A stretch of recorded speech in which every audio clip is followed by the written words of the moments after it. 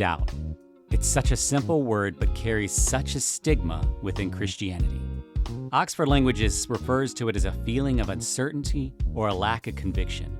And if the wisdom of God is foolishness to man, then there is plenty of reason to be uncertain or struggle with conviction.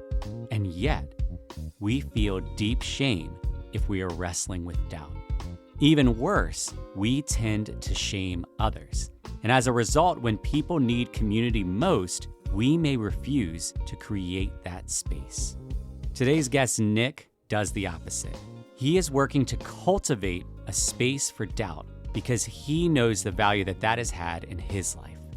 As you'll hear, there were moments when he didn't know what to make of the church, Christianity, and God. But when others created space for his doubt, he was able to process through it in a healthy way, and now does the same for others.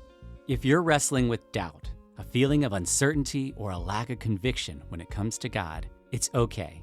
Right now, we are creating space for you. You're listening to episode 170 of the Where Did You See God podcast.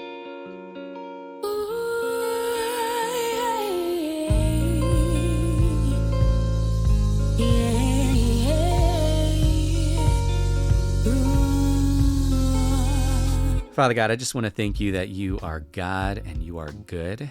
And no matter what the circumstances are, whether sickness or internet issues or anything like that, you can work. You do work. And so we acknowledge that and invite that now in this conversation. You could have something in store that we weren't anticipating, weren't expecting. So Holy Spirit, we just invite you to move, to guide our words and our thoughts and our questions, not simply so that this is a fun conversation, but so that we could come to know you more deeply. That, Father God, you could be glorified, and we know you could do abundantly more with this than we ever could. All this we pray in his holy and precious name. Amen. Amen. Well, Nick, I'm excited to talk because you and I have recently talked when I was on your podcast. Yes. And that was great. God brought so much out of it. So I don't know what this time will bring, but before we start off, imagine that we're meeting for the first time and we're just crossing and passing, and you want to just give me the broad sweep of who you are. What would you say? Oh, man, I think about this every day. Just because I moved to a new town and there's just so many opportunities to meet new people where I'm at. And so I think about this all the time. Like, what am I going to say?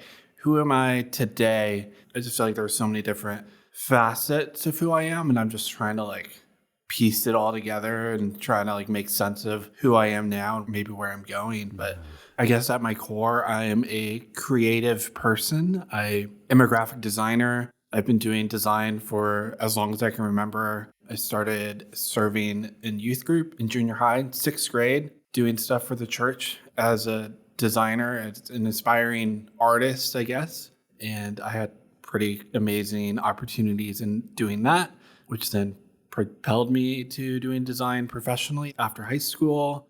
And but I guess at my core of doing design, I've been doing that to kind of cultivate a community as well. And so really serving people with gifts and talents that I've been given, but I'm also willing to listen to other people, solve problems and things of that. So that's who I am. I'm a creative, community-driven person. Yeah. When that cultivating community, I got to experience that on your podcast, because that's a big part of what drives you to do that. It's not that you want to do a podcast. It's that based on your own experiences and story, the importance of that. Yeah. And so tell me a little more about that, your podcast, and why it even came about, because I feel like there's something beautiful in that.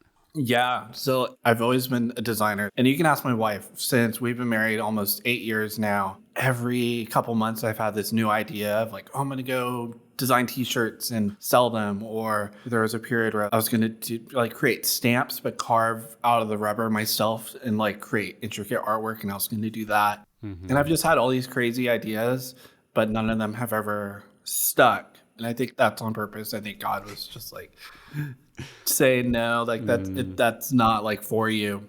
Even though I truly loved doing that kind of art stuff, but this podcast came about of really honoring those relationships I had growing up with people through my own story that's filled with trauma and messiness and is super complicated, where God had people in my life that just listen to me and listen to the hurt, listen to the struggles, and continue to encourage me and push me and not ask me to defend what I'm doing. Why am I acting out? Why am I stealing things? Why am I lying? Why am I not going to church for a season? But just really continuing to show me love in their own way and supporting me. So the podcast I created, Collision, is about honoring people wherever they are in their journey, whether it's people that have gone to church their entire life and they're just still rocking it, or, people that have been hurt and they've had mistakes that they've done in all varied seasons of life. Just trying to be that safe space for people and be like, hey, I hear you. I validate everything you're saying. I see you, and you're not alone in this journey. Coming from that point of like, looking back on my own life and saying, wow, I've really benefited from this. And I've been in all these different seasons where I've been hurt. I've been the one doing the hurt. I've been blessed. And so throughout all of that, it's just like, I'm going to honor who I am more than just like, oh, my profession is a designer, but really at the personal level. Yeah. That reality of meeting people wherever they are is something that most Christians would say Christ demonstrated. I mean, he met people on the full spectrum of being in the midst of hardship, coming out of hardship, pursuing him, running away from him, like all these things. And he met them where they were. But functionally, believers really struggle to do this. Our favorite place is to meet somebody when they're on the cusp of transformation. So like they may still be in the hardship, but they're right there. We really struggle if someone's at the rock bottom point, at the deepest point, at the hardest point.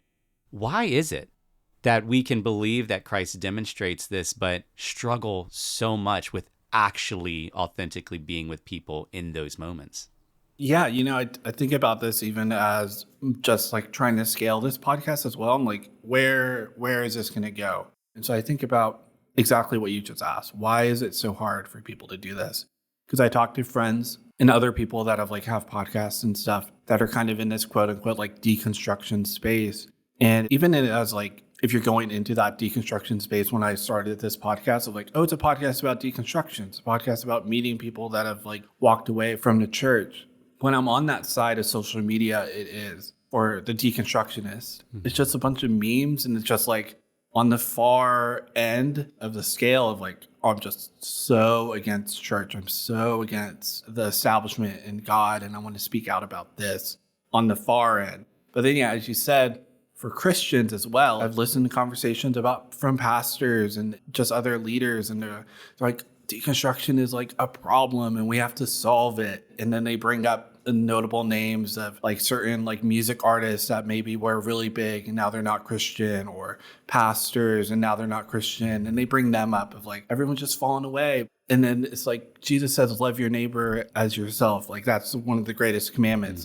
That's what Jesus says. And so, yeah, it's either one or the other. Because then growing up in church, I remember specifically, it was like, oh, so-and-so is like the sports person and they're coming in this weekend and it's a big name. And then they just share like this crazy testimony story of like, I was addicted to drugs. I've been to jail. And then it's just, boom, now here he is. He's a Christian, or she's a Christian, and she's on fire for God. But yeah, we rarely meet people in that in between. We celebrate them after they've been saved, but we don't celebrate people, our neighbors that we're supposed to love, when they're hurt. We only celebrate them when it just kind of benefits us because it's this buzzword in the church. And so I think there's fault on both sides of the coin for the person that's like, I don't go to church. And then there's people that are like, we're a pretty big church. And so I think in both camps, there's just a separation of this gray middle space of people trying to figure it out. They're just kind of like, you have to pick one or the other. You can't live in this gray area of just like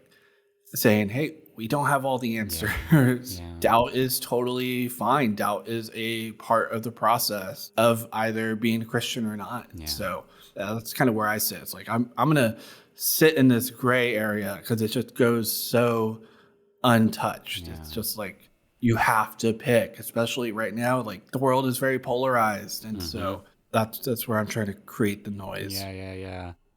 When it's funny, you talked about that one side where there's a lot of memes and there could be a lot of frustration, a lot of anger at the church.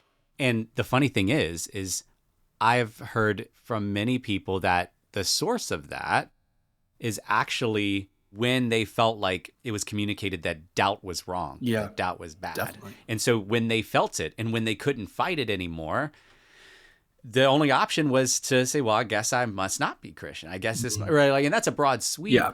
But sometimes in our efforts to make things nice, neat, and clean and not uncomfortable and not tense, we are actually causing more tension versus if we embrace, like you said, the reality that there's a lot that we don't know. Yeah. There's a lot that we don't understand.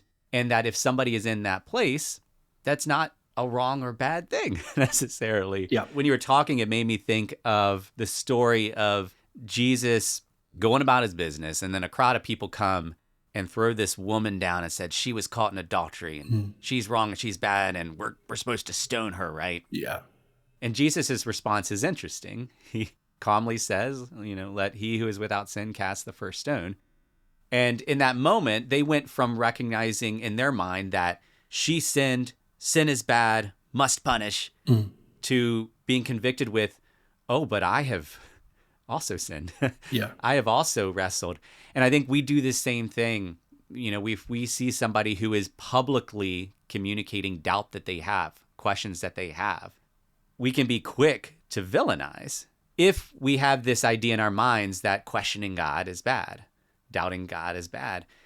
But if God is in fact incomprehensible, bigger than our understanding, then every single one of us has unanswered questions within us. Yeah. We may navigate it in different ways. Some people may get to that place of peace of saying, I will never know this, but doesn't change the fact that there are unknowns, and therefore we don't need to villainize someone who is wrestling with what to do with this unknown. And so you're trying to step into this space because of your own personal experience. Like you said, recognizing times where you needed somebody to create the space, times where you didn't create the space, and now you're doing it. You're trying to figure out how to continue doing it. What have you learned? Because I think what you're doing is something that shouldn't just be you, right? Shouldn't just be podcasters. It should be all believers. So What have you learned that's helped you to be that? Oh man, that's a really good question. I've learned a ton. I've learned that even in our own lives, things aren't as black and white as we think they are. And for me, the biggest takeaway is you don't know people's context. You don't know where they're coming from. You don't know what they grew up with. You don't know all these things they're predisposed to, like generational trauma or the church that they grew up with, the leaders that they've had, the bad and the good experiences. You don't know. And so kind of going back to that, even that other question of why do Christians not embrace it? It's because you don't sit down and you don't talk to the community that is hurting. You don't talk to the oppressed and figure out, well, how did you get here? Or you don't talk to your neighbor who identifies as queer or trans, and you don't ask them, hey, what is your story? What is your background? How did you come to find this about yourself and sit in that with them? It's just, oh, you're trans, so I'm gonna write you off. Or you sell drugs, I'm gonna write you off. Or you're a drunk, I'm gonna write you off. You're divorced, and it's just like, oh, you're a sinner. It's like, as you said, with that story of Mary Magdalene of, oh, she sinned, we're going to just throw stones. And then Jesus is like, who is without sin? And I think it even goes beyond that of like, who is without any context, who is without a story, who is without being a human, who is without being a creation, who is without being part of this divine, everything being divine. And if you truly believe God spoke the earth into existence and created humanity, then you have to look at that person as that creation, not the abomination, It's just all of that kind of wrapped in together. It's just like, that's what I've learned is I just interviewed someone who I looked up to basically all my life as a Christian hip hop artist. He was just sharing and I was just like, whoa, I would have never got any of that outside of me just hearing your music for so many years. But his story was so beautiful and so crafted and you can just see all these things God did in his life. And yeah, he shares some of it in his music, but for someone that is a creative as an artist that's just sharing music, there's still some privacy there. There's still a layer of hey, I'm not going to just share all this out while it's happening. But now he's looking back on his own life and he's like, God moved in so many ways and continues to move through all these ups and downs in my life and throughout all my doubt. And so I think even on that side of, hey, I thought this guy was, he is a Christian and he still loves God and he still rocks like going to church and he's still sharing the gospel. But I would have never like known that if I didn't ask him, if I didn't reach out and say, hey, like you've been a real inspiration in my life. Would you be willing to share your story? And so I think it goes both ways. And so that's just what I've been learning along the way is like, there's no black and white. Everybody has these different contexts and these different experiences that have drawn them to certain conclusions about themselves or about other people. And so unless you're playing in that gray, you're never going to know. Yeah. You're never going to know. Yeah. You said something interesting there, that there's this hip hop artist that was an inspiration to you. And then you learned more and realized, oh, I never knew that about their story. Yeah. And it wasn't then that you're like, well, he's not an inspiration anymore. He seemed to become more, like you were more inspired. Yeah. And it's interesting because we do this broad sweep of inspiration being somebody is doing all the right things and living in the right ways. And it's what we aspire to. Yeah. But if we're honest, that's not always inspirational because sometimes we see the divide between where we are and where they are. Yeah. And if believers only communicate the best of themselves, which is like the big fault of social media, right? It's like you only see the best of somebody's life and you make this assumption, well, their life is perfect, but mine, ugh. But then when somebody's honest, people begin to resonate. Yeah. And so here you are positioning yourself. And I know you have stories. And so when you think of what you would want people to know about you and your story so that they understand they can resonate, what are some of the elements of that come to your mind? There are a few things. And so one I usually start out with is like church continues to evolve out of this season. But when growing up, church was this safe, not saying church right now isn't a safe space, but church as like an establishment, as a place to go was a safe space for me growing up. And I didn't realize any of this till I dove into therapy a few years back. So there's definitely a lot of work that has happened to get to where I am. But like I said, I grew up doing design. I threw myself into ministry, serving as quickly as I could. And I would do design. So I'd be working on we were a small church. And so there's, those Windows like 94 computer, the big box ones. And the fan just sounded like it was a plane getting ready to take off. And so I'm just like doing design stuff in the church office like that. I would work off going to summer camp because our family didn't have a lot of money. So I would vacuum, clean the hallways, sweep under the pews, clean the windows, which they only let me do like a handful of times till they realized this kid isn't good at cleaning the windows. And so, I just dove in, and then then it evolved from doing design and just cleaning to doing the sound ministry and setting the stage up. And then in high school, I started leading discipleship groups and teaching from the stage a little bit. And then in my senior year, they would do like a high school takeover service for the church once a year. And so the high schoolers would take over. And I had the opportunity to share from main stage on 4 different services. And that was just huge. And I thought, I'm going to run into ministry and this is where my life is going. I wanted to go to Bible college and then go to seminary. And then, I don't know, it's just like, maybe I'll be a youth pastor. Like, and then there's like this trajectory in my mind of where I'm going to end up. Yeah. And so I was just like so set on this path of ministry. But at on the other side, there's my parents, and they're like, well, you got to go to college and you got to go get like a real education, not just go into ministry. And so I was like, okay, well, I'm a designer, so I'll just go get my graphic design degree because that's easy because I'm already like a designer. And I'm like so full of hot air in my head to the point where I just dropped out my first or second year in community college because I was just like, I already know all this. I don't need to go do this anymore. But then with that, just a young kid, that just wasn't working out with my parents and the realities of life of needing to like provide for myself, which then my dad was in the military. So that was plan B was, hey, well, you should join the military. So I went and did the ASVAB test for the Navy, and they had a date for me to go off to boot camp set in stone. But then God opened up a door for me to work at a summer camp instead, doing family camp to teach 2nd and 3rd graders for a summer at a Christian camp. And so I was like, okay, well, I'm going to go do that instead. And I ran away from home because my dad was so like, you got to join the Navy. And so I ran away from home. Summer camp didn't start for like a month. And I didn't have anything on me. It was just like this big explosion at home. So I was just like, no, I'm going to go do ministry because like, this is where I'm going to go. Yeah, then God just continued to open up doors, and people from church were like, hey, yeah, we heard what happened and we believe in you. So we're going to let you stay on our couch for a night or two. And until camp started, someone bought me a phone and people bought me clothes. People gave me money for that month until I went off to camp.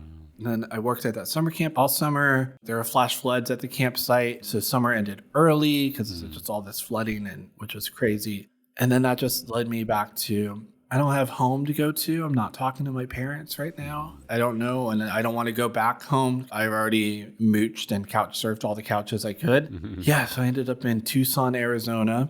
When I landed, the person I was going to go stay with called me and said, hey, we have some bad news. You can't stay with us anymore. And I knew why, because in between me being in Arizona and camp ending, I stole some money from some friends I worked with and their family.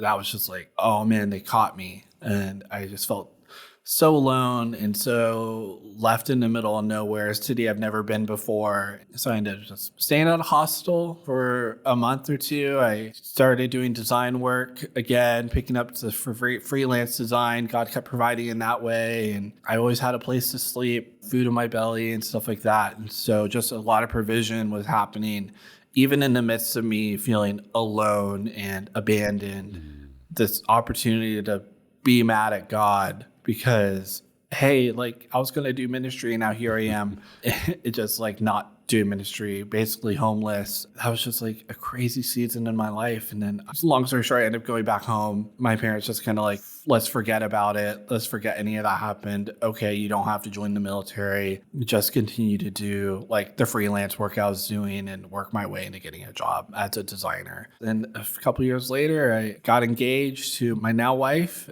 We were set to get married in the fall. And I once again stole some things from a neighbor's house. So again, this cycle of like stealing and just like acting out.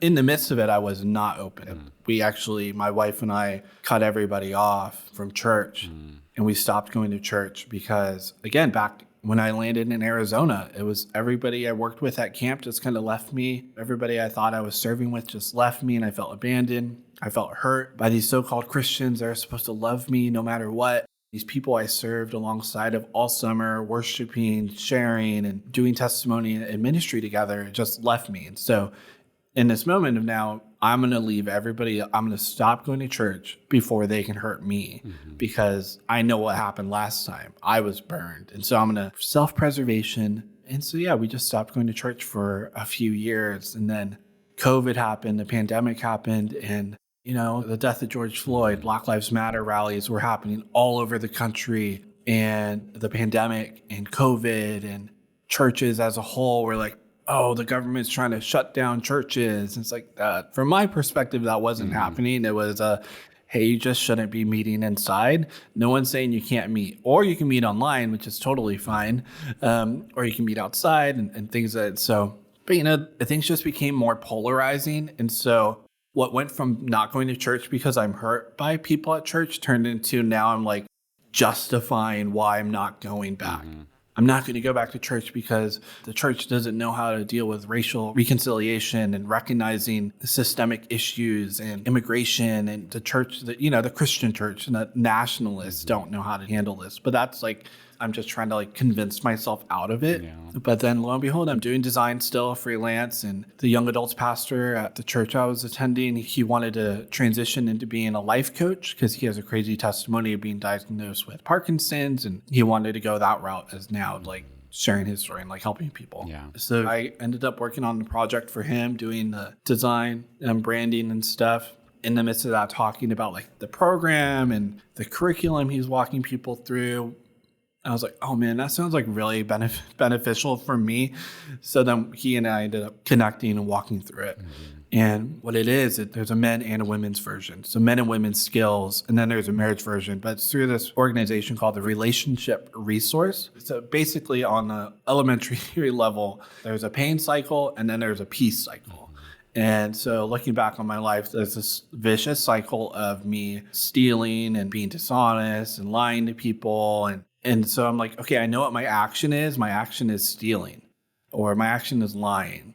But then it's like diving into, why am I doing that? What am I feeling inside that has been a traumatic experience from my past to be like, I'm going to steal, or I feel like I need to have power over somebody by lying to them. I need to be dishonest. And it's just this vicious pain cycle. Going through that, I've learned, it's when I feel abandoned. It's when I feel unheard. It's when I feel unseen. I need to take power over anybody I can in any way I can. But then it's taking it to the next level of like, how can I enter into a peace cycle? How can I actually engage with my community? How can I serve my community? How can I listen to my community? How can I love my wife? How can I treat people with kindness? How can I, all these like positives, but instead of rooting it on, oh, my wife loves me, I'm not abandoned because my wife loves me, or my wife is here, or recognizing, hey, my wife won't always be that constant because she's a human as well. So there might be times where maybe I just don't feel loved by her, but I can go back to the gospel and go to the Bible and back it up with scripture that God loves me. God is here. God has never left me. He will never forsake me. It hasn't abandoned me. And so now I can rewire my brain and say, I'm not abandoned now. I did feel abandoned as a kid, and working through therapy, the secret I kept from myself was I'm a sexual abuse survivor. And so that's why I spent so much time at church and so much time with my youth pastor, so much time at every single event I could be at, because I didn't want to be at home as a kid because I was being abused by my older brother, somebody who had power over me, influence over me. And so I was just like, I'm going to go find it anywhere I can. And so church became an addiction for me. And so then when that addiction hurt me, I left it. And then again, felt abandoned, and I flung straight back into that pain cycle. But now it's like, my brother is not here. He's not anywhere near me. There's definitely a safe distance now. I am an adult. God is here. I mean, he has always been with me, but now I have this understanding, and I have the lens of seeing God everywhere. I can see the divine everywhere in all these opportunities. Because as a kid, I couldn't process everything going on. And, I hear so many stories of people that have gone through traumatic experiences, and they're like, I don't remember. I don't remember all the details. It's foggy. Or a survivor comes out years later, then they're like, oh man, I was abused, whether it's sexually, verbally, physically, or just any level of trauma. Your body wants to protect itself. And I think that's God's way of protecting you as well. And so even in the midst of my own conversations with people today, and they're like, yeah, I felt manipulated. I was mistreated. My feelings were never validated, where I was in this horrible relationship where I was abused. And I think it's easy as well. One thing I also see is like someone will be like, well, why didn't you leave? Why didn't you just stop going? Why didn't you leave that person? It's because again, you don't know their context. It's not as easy as some might think it is to just leave that person. For me, I was a kid, and my abuser lived with me in the room next door. And so, I couldn't leave that. And I didn't know to speak up because I was a kid. I thought it was normal. I thought, this is just life, because I didn't know any different. But now, going through therapy and doing the work, I can see both sides. And so that's also what I do when I go into these conversations with people, is like, I can see both sides of my own story, and I need to allow that person to get to that point where they can see both sides as well. There's so much in that. And even that last bit is super important. What you communicated about how we have this gut reaction of, why didn't you just? Or if you had just, or... And you're right. We don't know the person's context. And I think even more important is the person doesn't know their context. Yeah, definitely. Even as you're talking, I'm remembering certain things that there was something that happened to me when I was a teenager that it took 20 years before, out of nowhere, it suddenly clicked, oh my gosh, what that person did was not just wrong, but impacted me deeper than I realized 20 years later. Right? Like I hit a point years later where I was like, well, that wasn't good what they did. I didn't realize the depth of it until much later.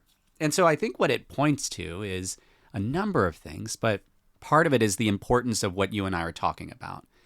One, having space to process. Yeah. Because if it's just us and we don't understand the context, then we don't know what to process. We don't even know that we need to process.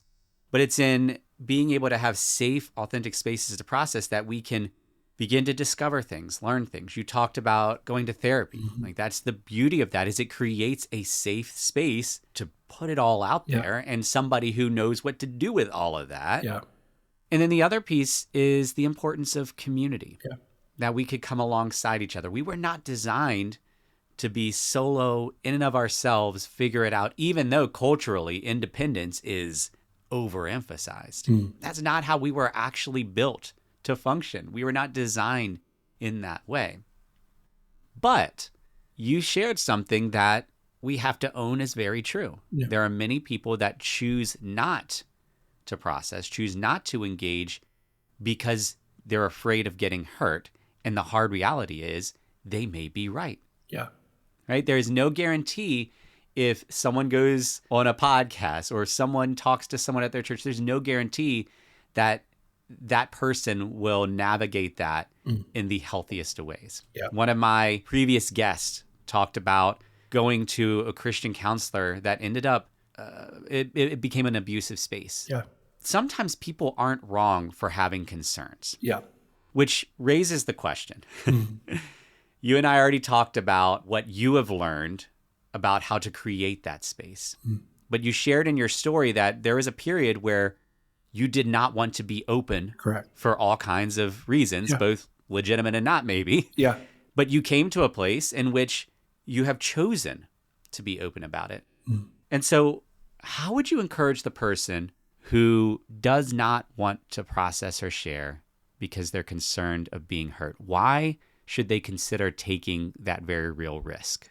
When you're going to share, and when you come to that point of, I'm going to do it, I'm going to take that next, and I'll come back to your question of why. But when you're going to share, it's find a safe space. And like you said, that as your previous guest was like, well, I went to that safe space and I was hurt and they just took advantage of me.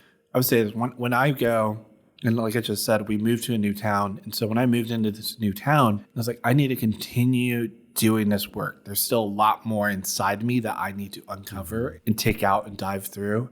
And so when I go and I look for a therapist, it's not just like, oh, I'm going to go wherever my insurance provider will, whoever takes my insurance, whatever will be cheapest. And not even whoever would be the most expensive might not always be good for you either.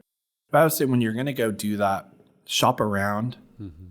Definitely shop around till you find somebody that, one, can support you in what you believe. And so if you're like, I really want to find somebody that is a Christian, that believes some of the same things I do fundamentally, I think that's good. I think it's good to find somebody that is on the same path as you, because you don't want kind of mixed signals between all these different life views or how you should go about life. But also find somebody that is science backed. I know, especially in the Christian circle, it's just like, ooh, science. I'm not so sure about that.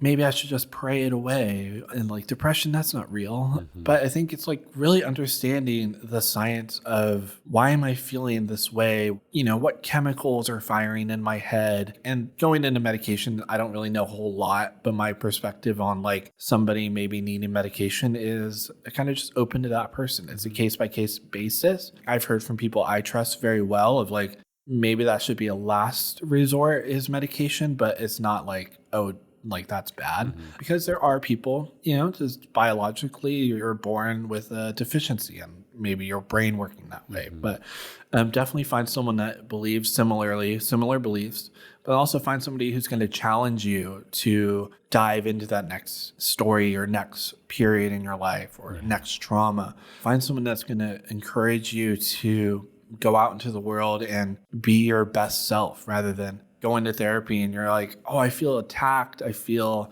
hurt. I feel all these mixed emotions. I don't think that's good. That's not beneficial for you. And it's okay to shop around therapists until you find that person. It's just like finding a church. There are various different flavors of church, different styles of church, styles of preaching, styles of worship, styles of like diving into the Bible. And there are all these different flavors for you. And so don't say, hey, I'm just going to suffer in silence with this person for an hour every week. You want that healthy tension of confirming your beliefs, but then also like challenging you on them. But yeah, to go back to your question of why should you, in my story, like I said, yeah, I didn't want to go to church. I didn't want anything to do with it, but I was luckily and fortunate enough to find someone who was a pastor in my life who I didn't ever feel taken advantage of. I always felt seen and loved and cared for by him and his family. And so it was somebody I trusted who opened that door. And now he was a life coach. It wasn't like full on therapy, but it opened the door for me to go through that session with him, that like 12-week course. And then it opened the door for me to dive I'm going to find a therapist. I'm going to graduate from this program and then dive even more, go deeper, because I realized there's a lot of trauma here. There's a lot of hurt. Now I need to process even on a deeper level. And so I would say, one, like your story is important. It's very important, whether you're going to publicly share it on a podcast forum like this or not. But you should at least know for yourself what you have gone through and what you have conquered and what you have come out of. I didn't want people to know I was abused by my brother. I didn't want people to know I stole money or whatever. But, I needed to know that for myself first and foremost, because then it benefits everybody around me. It benefits my relationship with my wife. It benefits the relationship with my kids. It benefits the relationship with friends. It gives me a better outlook going into each day of, hey, I'm not that little kid anymore. I am now a grown adult. I can make my own decisions. I am safe now. God is here with me every day. I think everybody in their own time will come to that conclusion of sharing their story publicly. But I know a lie for me is, especially that's been perpetrated even like in my own abuse, was no one's going to listen to you. No one cares, or you're insignificant. You're powerless. And all these lies are coming into our head. But the truth is, like, you're seen, you're valued, you're loved, you're cared for. You're not alone. Because in every conversation I have with people on our own podcast, it's just that. It's like, hey, so-and-so, it's like the same thing happened to them. You're not alone. Yeah. Like, things happen to us, and there's so much commonality that it is easy and it is hard to just sit alone in your own bubble. I know that's one thing that's like a constant theme is from people that I talk to that don't go to church, is growing up, you're taught to like evangelize to people. And it's like, oh, they're just taking the easy route. They're just going sex, drugs, and rock and roll all the way. Like, that's just easy. They're having fun. They're doing whatever. But the truth is, like, it's really hard. It is really hard for people when they leave church. It is really hard when they stop believing in God, or they leave their community, they leave their families because of this hurt and this trauma. Yeah. And that's why I tell people, it's like a really hard story for you. You left your community, you left everybody you loved, you left this ideology of who you are out on your own. You're like, I don't know who I am. I've had guests that have dealt with suicidal tendencies. They've been in and out of psych wards. They've just been on these crazy journeys trying to find out who they are. But it wasn't until they dove into therapy that they find like, oh, this is who I am. Yeah. Because I went into therapy not too long ago, and I was like, I just feel like there are all these, like, even at the start of this conversation, there are all these different like pieces of who I am. There are all these different like stories that I could share about myself. And I'm not just sharing them here on the podcast, but I'm like also trying to tell myself that every day as well. Who am I? But yeah, you go into a room, you find a therapist, and the therapist I saw, she was like, that is my job. My job as a therapist is to take all these pieces that are flying around the room, flying around in my head, and put them together for you. Yeah. You can't do it alone. You definitely can't. It's not easy to jump into a room, and it's not easy to be at home. But when you get on the other side of it, or when you can see the other side at least, then that's where the hope is. That's where you're like, oh, I'm going to keep going. That's where the inspiration is. And all these stories that I'm telling you about, is like, when I talk to people, that's the inspiration. There's inspiration when they go down, when they make mistakes. And on the other side, they popped out. But in the midst of it, as I shared even, in the midst of my story, I wasn't going to go tell my friends and my buddies. My instinct was, I'm going to preserve myself and protect myself and not tell anybody, because I don't want the judgment. Yeah. I don't want people to come to their conclusions about me. And so that also is like an inspiration for my own podcast. The main thing is like, I know what it's like to not want to say something. Because of the judgment, because it is so easy to just jump to that conclusion. then they just like start plugging you into like other stories and are like, that means he must have done this and he did this. And it's like, no, I didn't do any of that. I only did this. So we've named the value of creating space, and we've named the value of engaging space. One last thing that is important to name is we can assume what the end goal of that is. Yeah. Someone who's creating the space can assume that the end goal is that at the end of that conversation, the person is healed. The person going into it can assume, if I open up, things will get better. Yeah. And what you've described is that's not been your story. Yeah. You've already said a few times, there are still things that I'm working on, still things that I'm figuring out. So if that's not the end goal of creating and engaging these spaces, what is the purpose? The purpose is empathy. That's what I say with the podcast. Like, we share stories of deconstruction and reconstruction to create empathy, trying to create a better culture around us. I think that's the best way we can serve our community, is with empathy. Like I said, not jumping to conclusions. That's the purpose of creating this space, is understanding our place in the world. I think fundamentally, like as a Christian myself, on this side of heaven, it's just going to continue to be broken. So like, yeah, I'm going into therapy. There are still things I need to work on. While my lifespan is only 29 years now, there's so much I have to unpack in that 29 years. And every day, every season, there's just something else happening where I get triggered, or I get emotions and different feelings, different responses to things, where I'm like, I'll go into therapy and I'm like, you know what? I don't need to talk about when I was 12 right now. I need to talk about last week. And unfortunately, last year for me, every session I went to every other week was, I need to talk about what just happened in the last week.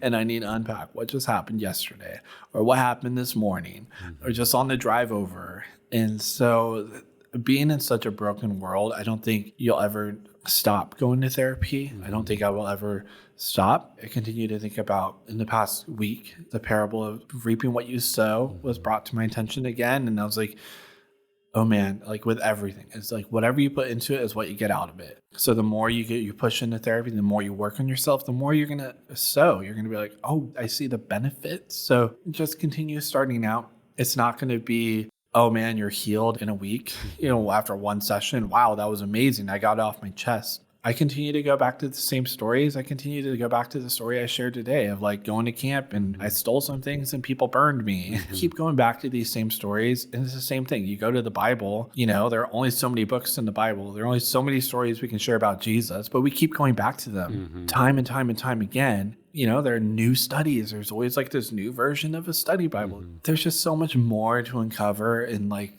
there are endless amounts of layers, and you will continue to learn more about yourself and unveil things. And so I don't think you'll ever be 100% healed on this side of heaven. I don't think that. I think going in with the right expectation of, I'm just going to go in and learn more about myself, is the right tone.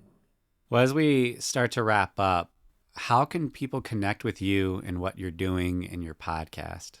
You can follow me at Collision Podcast on Instagram and TikTok even. I'm still trying to figure out what an algorithm is and where it's going, but at Collision Podcast. And then I have a website, collisionpodcast.org, and that will give you links to find us on Spotify and Apple Podcasts as well. So yeah, that's how you can connect with me. And if you feel like, hey, I want to share my story, then yeah, feel free to come on. And I tell people, like, just pretend we're at Disneyland and you take me where you want to go, and I'll follow along for the ride. It's not a space for you to come and defend why you've done certain things. It's just, hey, this is my reality. This is my truth. This is what happened to me. These are my experiences. And it doesn't need to be, oh, I was sexually abused. It could just be as simple as like, hey, someone brought me to church one time and it just felt awkward and there wasn't any love in the room. And so that turned me off to church. That is totally okay. Like, there are so many people that can relate to that. And just sharing about it is just like, you're not alone. If you don't want to share your story, that's fine. Just be a long time listener and not have to call in is totally okay with me. Like, I tell people when they come to the podcast, don't come to it looking for an answer on life, but come to it ready to look in the mirror of, one, I'm hearing this story from somebody. Can I resonate with any of this? Did I have any similar experience to get you thinking? Was I abused? Was I traumatized? Was I, manipulated? But then also looking in the mirror of, oh man, I've done that to somebody. I didn't know in that moment I was manipulating the Yeah. person. I didn't know I was taking advantage of the person. Oh, am I a part of the problem? Whether you're like, Mm. you're that crazy meme account that's just like deconstructing and you're just like posting memes that I don't think is actually beneficial to anybody, or you're the Christian that's just like everybody's going to hell. You need to repent. You're the guy in the corner that just has like Jesus is coming and John 3:16 on the corner. I don't think that's helping either. Like you need to like engage in conversations with people. And so that's what collision is. It's a way for you to listen to both sides. Yeah. And I can affirm as a recent guest, you create an incredibly accessible space. I didn't even know what I was going to share, but the space allowed for that freedom, but also you ask fantastic questions to navigate it. So anybody who's on the fence, this is me saying that it is a really life-giving opportunity. Thank you. And as we close out, is there anything else that you feel like God's putting on your heart that you feel led to share?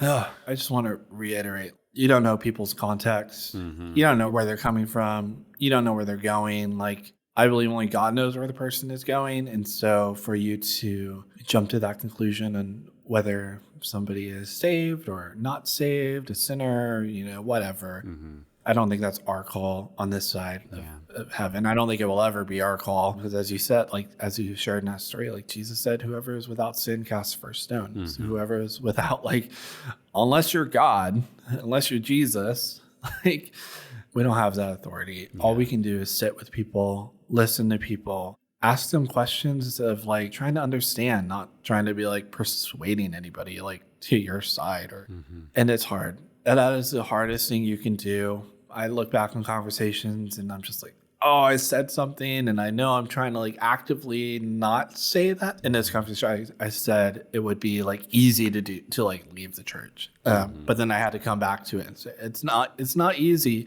It is really hard because I'm learning every day of how to navigate the world and navigating people as well as trying to just be understanding and being open. Because that's what Jesus does. He sits with sinners. He sat with sinners. He lived with them. He invited them to be his disciples. Like, and time again, they betrayed him. Peter betrayed him, and they all did in their own ways. And he just continued to love them. He never like outed them. And so that's who I'm trying to be, is just trying to be the Jesus I know, trying to be the Jesus I see and understand. And I know I'm going to fail at that time and time again, but I just got to keep going, keep pushing forward, keep having the conversations as long as people be willing to sit with me. You will walk, you will run, dance through the streets, shouting praise to the one. You're healed, you're clean. Go out, tell the people what you've seen. Revived in him, new life in him. Doubting Thomas. I have often heard this name used as a negative way to label someone who is navigating doubt, who has questions, whose conviction in God is wavering. You're a doubting Thomas. It's almost used like an insult, because somehow we've come to believe that the story of Thomas questioning whether the disciples had really seen the risen Jesus is a story of condemnation. However, Thomas's response is incredibly understandable. We find it in John 20, starting with verse 24. Now Thomas, also known as Didymus, one of the 12, was not with the disciples when Jesus came. So the other disciples told him, "We have seen the Lord." But he said to them, "Unless I see the nail marks in his hands, and put my fingers where the nails were, and put my hand into his side, I will not believe." A week later, his disciples were in the house again, and Thomas was with them. Though the doors were locked, Jesus came and stood among them and said, "Peace be with you." Then he said to Thomas, "Put your finger here. See my hands. Reach out your hand and put it into my side. Stop doubting and believe." Thomas said to him, "My Lord and my God." Then Jesus told him, "Because you have seen me, you have believed. Blessed are those who have not seen and yet have believed." When we tell this story, we talk of Thomas in a shameful way. How dare he doubt that Jesus had risen? Verse 29 brings us pressure. Because you have seen me, you have believed. Blessed are those who have not seen and yet have believed. We think of the times that we've struggled to believe and see this verse as one of judgment. How dare you not believe? How dare you feel like you need to see in order to believe? But let's be honest about Thomas's situation. Here's what he knew. Jesus had died. And although he had seen Jesus raise Lazarus from the dead, it was still a hard concept to believe. The raising of the dead? And besides, Jesus raised Lazarus. Who's going to raise Jesus? Can the dead raise the dead? So days had passed, and Thomas had seen no evidence of Jesus being alive. And then the disciples come to him and say, "We have seen the Lord." You can't blame Thomas for questioning that. Were they delusional? Were they messing with him? It just seemed impossible. So impossible that he knew in order to believe, he had to see the nail marks. He had to put his fingers in the wounds. He was not going to be duped by some cruel prank or elaborate hoax. And then a week passes. Thomas may have been thinking that if Jesus was real, he might have shown up in that moment, but a week passes where he still does not see Jesus. So again, we can't blame his doubt because it was logical and legitimate. The dead stay dead, and Jesus hadn't shown up in over a week. And then one day, Jesus does, in a hilarious way. Though the doors were locked, Jesus came and stood among them and said, "Peace be with you." And as if that wasn't evidence enough that it was Jesus, he did something even more spectacular. He showed Thomas that he actually had been with them a week earlier. He knew exactly what Thomas had said. Then he said to Thomas, "Put your finger here. See my hands. Reach out your hand and put it into my side. Stop doubting and believe." Jesus was not condemning him. He was comforting him. It was as though Jesus was saying, "I see and understand your doubt, and I want you to know you do not need to doubt any longer. I am with you, but I have been with you as well." And Thomas sees it. It doesn't even say that he touched the wounds. The next thing we hear is Thomas said to him, "My Lord and my God." Not my Jesus and my teacher. Thomas sees Jesus more fully than he ever had before. Jesus understands our doubts. He says in John 13:7, "You do not realize now what I am doing, but later you will understand." Jesus knows there is so much we will not understand in the moment. He understands it, and he extends grace and patience and love because he knows there will come a moment where he will present himself to us. For Thomas, it wasn't immediate. It wasn't even when Jesus presented himself to others, to his fellow disciples. It was a week after his appearance, a week and several days after his death, that he meets Thomas personally. It could be that, like Thomas, you have been waiting for Jesus to show himself, to prove himself. You want to believe, but it is so hard. What Nick invited us to do in this conversation is to engage that space of doubting. Not to reject doubt or to avoid doubt, but to press in. Because the wisdom of God is foolishness to man. We can't be blamed for wrestling with these hard truths, with these impossibilities, with things that are not only counterintuitive, but reckless. We can't be blamed for experiencing doubt. But when we doubt, we can choose to be like Thomas, who remained at the table. Notice that scripture doesn't say, "And then Thomas said, 'I will never believe,' and then walked away from the disciples forever." It does not say that. What do we see? We see Thomas still with the disciples a week later. Imagine that, a full week together, for hours every day, hearing them talk about their experience of Jesus while he had experienced nothing, while he had experienced silence and distance. And he kept showing up. That had to be hard. But something led him to remain with them and to not give up on Jesus. Nick hit a point where he felt like he could no longer be with the church, but something led him to not fully give up. Now, I want to be clear, this is not a call to force you to stay in the church. This is an invitation to know that as Jesus was with Thomas, even when he couldn't see him, Jesus is with you. He is with you as you wrestle with doubt, as you wrestle with questions, as you wrestle with frustration. Just as Jesus heard Thomas's words, he hears you. And I believe he will respond, but maybe not in the timing you want, maybe not in the ways you expect. But the way he appeared and spoke to Thomas was exactly what Thomas needed to call out, "My Lord and my God." And it could be that God wants to meet you in the precise way that will allow you to not just believe that he exists, but to see him in a deeper way than you ever have before. So if you're wrestling with doubt, it's okay. Embrace spaces to process your doubt. Find people like Nick who can wrestle with you. Ask your questions. Stay at the table. And then ask yourself, where did you see God?